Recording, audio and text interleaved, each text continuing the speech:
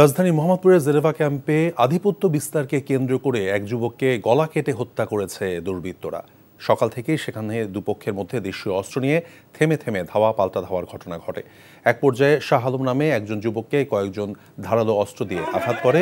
গুরুতর আহত অবস্থায় হাসপাতালে নিয়ে গেলে ডাক্তার তাকে মৃত ঘোষণা করেন। পরিস্থিতি নিয়ন্ত্রণে আনতে ক্যাম্পে সাঁড়াশি অভিযান চালায় পুলিশ।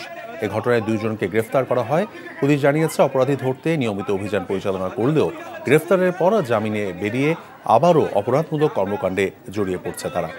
ক্যাম্প কেন্দ্রিক মাদক ব্যবসা নিয়ন্ত্রণের জন্য কয়েকটি গ্রুপ সংঘর্ষে জড়াচ্ছে বলে জানায় আইনশৃঙ্খলা বাহিনী।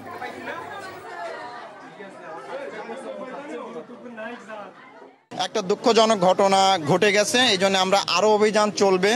এই যে নামগুলো আমরা বললাম, বেশ কয়েকজনের নাম উঠে আসছে যারা এটার ধরেন যে মাস্টার মাইন্ড। প্রত্যেকের বিরুদ্ধে অসংখ্য মামলা আছে, অসংখ্যবার এদের ধরা হয়েছে, কিন্তু তারা ওই যে আইনি প্রক্রিয়া বের হয়ে আসে, আবার যুক্ত হয়ে আমরা আবার ধরবো, আবার তাদের বিরুদ্ধে কঠিন অ্যাকশন নেওয়া হবে। বান্ডেল থাকলে প্রতি সেনমানিতে টাকা বাঁচবে। বিকাশ সেনমানি বান্ডেল কিনে জিতুন প্রতি লেনদেনে।